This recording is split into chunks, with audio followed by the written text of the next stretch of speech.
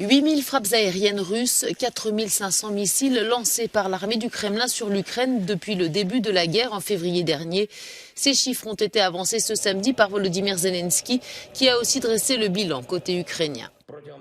Depuis samedi 22 octobre, en une semaine, plus de 40 drones d'attaque iraniens ainsi qu'un nombre important de missiles russes ont été abattus. S'ajoutent à cela plusieurs avions et 6 hélicoptères d'attaque de l'occupant.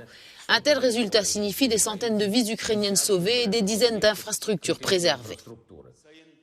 Alors que Kiev accuse la Russie de frapper des villes ukrainiennes à l'aide de drones fournis par Téhéran, la Russie a, elle, annoncé qu'elle suspendait l'accord sur les exportations de céréales conclu avec l'Ukraine en juillet dernier sous l'égide de l'ONU et de la Turquie. Cette décision fait peser à nouveau le spectre d'une famine à grande échelle en Afrique et en Asie. Moscou a justifié cette suspension par une attaque de drone qui a visé samedi matin la flotte russe de la mer Noire stationnée dans la baie de Sébastopol en Crimée annexée.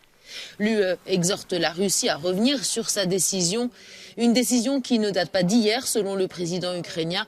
Volodymyr Zelensky assure qu'au moins 176 navires transportant plus de 2 millions de tonnes de céréales étaient déjà bloqués par Moscou. Sur le front sud, forces russes et ukrainiennes se préparent pour la bataille de Kherson, la capitale régionale occupée par Moscou. Par ailleurs, des médias ukrainiens rapportent de nouveaux bombardements russes dans la nuit de samedi à dimanche sur Nikopol, ville portuaire située à quelques kilomètres seulement de la centrale nucléaire de Zaporijjia.